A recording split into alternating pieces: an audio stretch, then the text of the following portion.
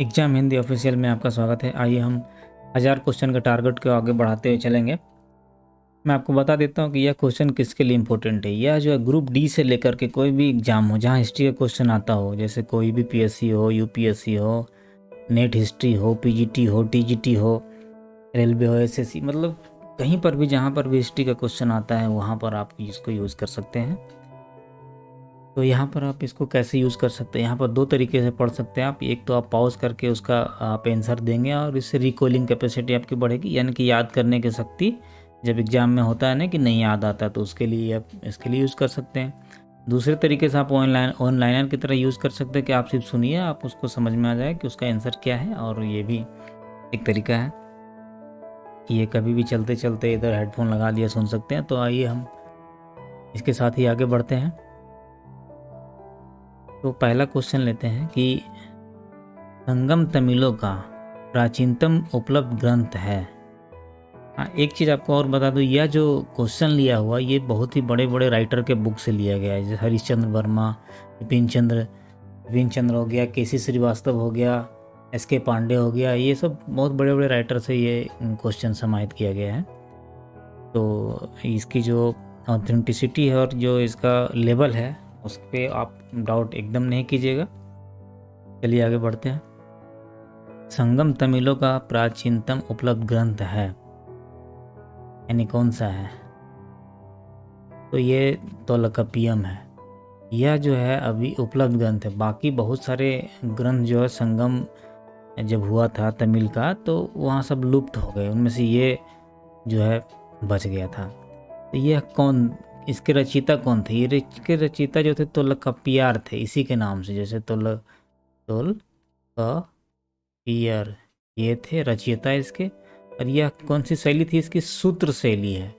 इसकी जो शैली है सूत्र शैली, यह सबसे तमिल भाषा का प्राचीनतम उपलब्ध ग्रंथ है। यहाँ पे बोल दिया गया ये व्याकरण का किताब है, और व्याकरण के किताब के साथ साथ इसमें अर्थ, धर्म, काम, मोक्ष का नियम भी इसमें बताया गया है।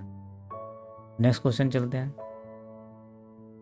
तमिल में महाभारत के सर्वप्रथम अनुवादक थे, यानी कि महाभारत को तमिल में किसने अनुवाद किया था, ट्रांसलेट किया था? इसका आंसर हो जाएगा ये पेरुंदेवनार थे, जो कि भारतम भी जाना जाता, मतलब ये ही इन्होंने ही ट्रांसलेट किया था। यह जो महाभारत है इसको भारतम भी बोला जाता है तमिल में, भारतम। ठीक है। और यह जो था महाभारत का सबसे पहला उल्लेख जो मिलता है वो अश्वलायन गृह सूत्र में मिलता है। बाकी महाभारत का नाम पहले जय संहिता था। ठीक है। जब वह 8800 श्लोक था तब वो जय संहिता कहलाता था। फिर जब 24,000 श्लोक आएगा तब वो भारत कहलाता था, भारत। नेक्स्ट क्वेश्चन चलते हैं। इतिहासकार कल्हन था, यानी कौन था? ब्राह्मण था।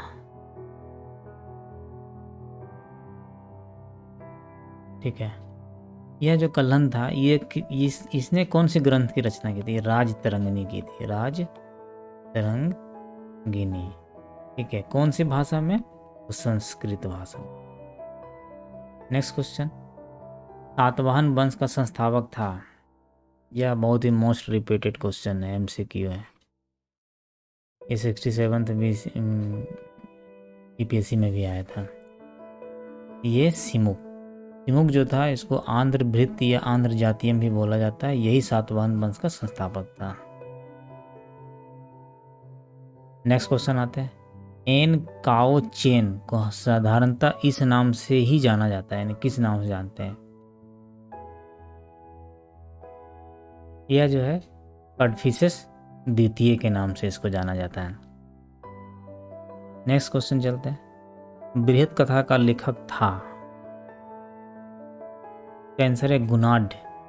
यह जो थे गुणाढ़ थे जब उस समय प्रथम द्वितीय शताब्दी में हुआ था। के हाल जो शासक जो था, इसकी जो बृहत कथा जो है इसका जो भाषा है, देखिए यहाँ इंपॉर्टेंट चीज़ है, 85 भाषा है। ठीक है। इसमें है क्या? इसमें है प्रणय प्रसंग, मतलब प्रेम प्रसंग है, और बहुत से जर्नी होता है ना, एडवेंचरस जर्नी, उसका विवरण दिया गया है इसमें। नेक्स्ट क्वेश्चन चलते हैं। पूर्व गुप्त काल में कर शासन क्या था? तो यह एक सिक्का था। ठीक है, यह जो सिक्का था ये सोना, चांदी, तांबा और शीशा, ठीक है, ये सबके मिश्रण से बनता था।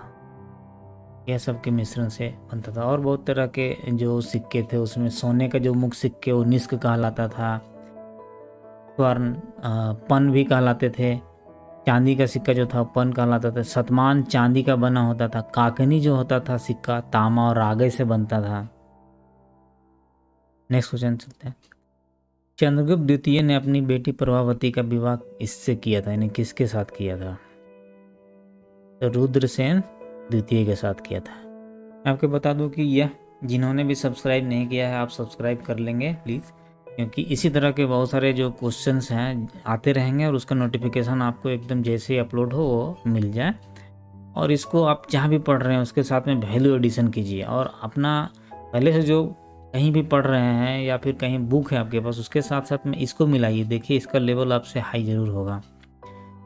और इसके साथ साथ इसका जो एक्सप्लेनेशन है, हमारा जो वेबसाइट का लिंक है नीचे रहेगा दिया हुआ, वहाँ आप जाके इसको बाद में भी आराम से पढ़ सकते हैं। इसका एक्सप्लेनेशन भी उसमें दिया रहेगा। आगे चलते हैं। मौर्य साम्राज्य का अंतिम राजा था कौन था? बृहदर्थ था। इन्होंने जो है इसको बोला जाता है बुद्धि विहीन यानी प्रज्ञा दुर्बल शासक जो है कहा जाता है। इसकी चर्चा जो है बाणभट्ट के हर्षचरित में किया गया है। तो इसी को मार के जो पुष्यमित्र शुंग था, पुष्यमित्र शुंग, इन्होंने 184 ईसा पूर्व में जो है शुंग वंश की स्थापना की थी, मार दिया था इसको। नेक्स्ट क्वेश्चन चलते हैं। गढ़वाल वंश का संस्थापक कौन था जिसने कन्नौज को अपनी शक्ति का प्रमुख केंद्र बनाया? यानी ये चंद्रदेव था। नेक्स्ट चलते हैं। गुप्तोत्तर काल के निम्नलिखित में से किस न्यायवेत्ता ने घोषित किया कि शूद्र प्रकृति से दास नहीं है?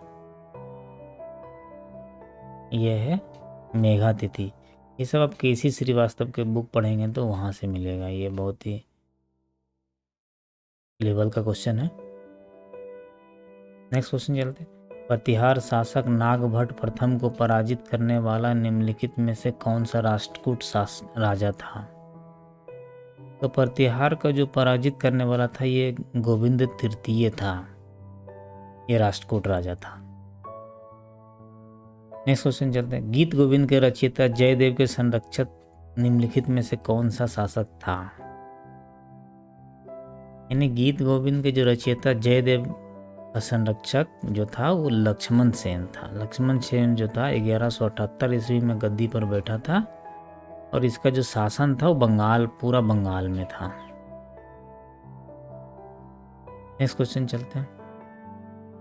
निम्नलिखित में कौन सा शब्द चोल के शाही सैन्य दल के लिए था? चोल, चेर, पांड्य जो थे साउथ इंडिया के बहुत ही शक्तिशाली राज्य थे, उसमें से चोल के जो शाही सैन्य दल के लिए जो बोला जाता था कैकुलर बोला जाता था। उसमें जैसे पैदल सेना था, हाथी सेना था, अश्वरोही था, तो सबको अलग अलग नाम से पुकारते थे। जैसे कुंजीर मारलर बोलते थे हाथी वाले को, गजारोही को, फिर उदिगैचर बोलते थे, बिल्लीगढ़ बोलते थे धनुधारी को, कैकुलर बोलते थे पैदल सेना के लिए। ये पैदल सेना था। नेक्स्ट क्वेश्चन चलते हैं। चोल शासकों ने इस उद्देश्य से भूमि का विस्तृत मापन करवाया था, सर्वे क्यों कराया था ये चोलों ने? अरे सर्वे का तो एक ही चीज होता है कि उसका स्वामित्व जो है पता लगाया जाए सर्वेक्षण से, क्योंकि बहुत सारे लोग ट्रांसफ़र होते हैं, किसी कुछ चेंज नहीं हो पाता है ज़मीन, या फिर पहले जो ज़मींदार बड़े बड़े होते थे, राजा महाराजा होते थे, तो पता ही नहीं चलता था कि ज़मीन कहाँ है नहीं है किसके पास। नेक्स्ट चलते हैं। चोल काल में निम्नलिखित में कौन सा शैक्षणिक उद्देश्य के लिए था? यानी कौन सा कर की बात कर रहा है, यानी कौन सा टैक्स लगता था जो कि शिक्षा के लिए लगता था? इसका आंसर है देवदान। देवदान जो था वो शिक्षा के लिए था। नेक्स्ट क्वेश्चन चलते हैं। मोहम्मद गोरी खुसरो शाह के विरुद्ध निम्नलिखित में किसके साथ मिल गया था? मोहम्मद गोरी जो आक्रमण किया था वह जो खुसरो शाह जो यहाँ भारतीय शासक था उससे लड़ने के लिए जम्मू के शासक जो था उन्होंने सहायता कर दिया था उसको। उसका नाम था राजा विजय देव। राजा विजय। नेक्स्ट क्वेश्चन चलते हैं। पृथ्वीराज चौहान के विरुद्ध मोहम्मद गौरी के आक्रमण के समय कन्नौज पर निम्नलिखित में से किस वंश का शासन था? यानी ये गढ़वाल वंश का था। ठीक है, यही गढ़वाल वंश का शासक जो था जयचंद्र। जयचंद्र बहुत इतिहास में फेमस है। कहा भी जाता है कि जयचंद्र बहुत ही मतलब धोखेबाज किस्म का आदमी था। तो इन्होंने पृथ्वीराज चौहान का साथ भारतीय शासक का छोड़ के मोहम्मद गोरी का साथ दिया था, इसीलिए पृथ्वीराज चौहान की हार हो गई थी। इसलिए इसको इतिहास में काला धब्बा बोलते हैं। नेक्स्ट क्वेश्चन देखते हैं। तबकाते नासिरी का लेखक था मिनहाजुल सिराज। मिनहाजुल सिराज जो था वो तबकाते नासिरी का लेखक था। नेक्स्ट क्वेश्चन चलते हैं। निम्नलिखित कृतियां जियाउद्दीन बर्नी के द्वारा लिखी गई थी। उसमें एक बहुत ही महत्वपूर्ण ये लेखक था जियाउद्दीन बर्नी। उन्होंने बहुत सारे कोट भी दिए, बहुत सारे स्टेटमेंट दिए, उनके बुक से क्वेश्चन आता है। तो ये जो लिखा था तारीख फिरोजशाही और फतवाए जहांदारी मिलता है। नेक्स्ट क्वेश्चन चलते हैं। अमीर खुसरो निम्नलिखित में से किन पुस्तकों का रचयिता था? अमीर खुसरो जो बुक लिखा है वो देखिए, यहाँ जो आशिका लिखा है, किरानो सादैन लिखा है, खौजिन फुतूह लिखा है। नेक्स्ट क्वेश्चन चलते हैं। निम्नलिखित में से किसने पंजाब के लिए कुतुबुद्दीन ऐबक से संघर्ष किया था? तो ताजुद्दीन एल्दोज जो था, इन्होंने कुतुबुद्दीन ऐबक के साथ में संघर्ष हुआ था। नेक्स्ट क्वेश्चन चलते हैं।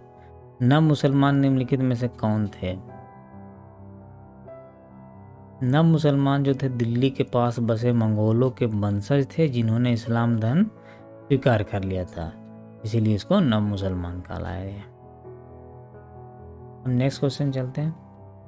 मोहम्मद बिन तुगलक के समय किसे चीन का राजदूत नियुक्त किया गया? तो इब्न बतूता था उस समय जो है इसके राजदूत था। जो यह कहाँ का था? इब्न बतूता कहाँ का था? मोरक्को का था। मोरक्को कहाँ पड़ता है? मोरक्को जो पड़ता है अफ्रीका में पड़ता है। ठीक है, ये इब्न बतूता ने बहुत ही एक महत्वपूर्ण पुस्तक लिखी है जो यात्रा वर्णन है, रहला। ये यात्रा स्मरण है, मतलब जहाँ जहाँ इसने यात्रा किया वहाँ वहाँ का वर्णन किया था। नेक्स्ट क्वेश्चन, लास्ट क्वेश्चन पर आते हैं। बहलोल लोदी की महत्वपूर्ण उपलब्धि यह थी कि उसने निम्नलिखित में से इस राज्य के विरुद्ध सफलतापूर्वक युद्ध किया था। यानी बहलोल लोदी जो था वो बहुत ही उदार शासक था। तो एक ही उसका जो उपलब्धि था जो कि उन्होंने जौनपुर के साथ में युद्ध किया था। इसको बोला जाता है प्रथम अफगान राज का संस्थापक भी बोलता है। फर्स्ट अफगान राज का संस्थापक यही था, बहलोल लोदी था। यह जो था बहलोल शाह गाजी की उपाधि लिया था। इसके साथ साथ इस और कुछ इम्पोर्टेंट फैक्ट है, जैसे उन्होंने बहलोली सिक्का चलाया था। यह जो था अपना जो अमीर होते थे उनके दरबार में, जो बहुत सारे अमीर होते थे, उनको बोलता था मसनदे आली। ये इतना उदार था कि जब सरदार जो उठता था, जब वो अपने सिंहासन से मतलब अपने चेयर पर से कुर्सी पर, ये खुद भी उठ जाता था। ठीक है, इसके साथ ही हमारा ये 375 तक का क्वेश्चन 1000 क्वेश्चन के टारगेट में से समाप्त हो चुका है। धीरे धीरे हम लोग आगे बढ़ते जा रहे हैं। तो इसके साथ ही आपको वीडियो देखने के लिए बहुत बहुत धन्यवाद। आप नए हैं तो ज़रूर सब्सक्राइब कीजिएगा, क्योंकि इस तरह के फ्री वाले मटेरियल हम ज़रूर आपको ला कर देंगे और अच्छा चीज़ें लाएंगे जो आपके एग्ज़ाम को क्रैक करने के लिए आपको हेल्प करेगा। और ये सब सारा चीज़ फ्री है। तो चलते हैं अभी। धन्यवाद।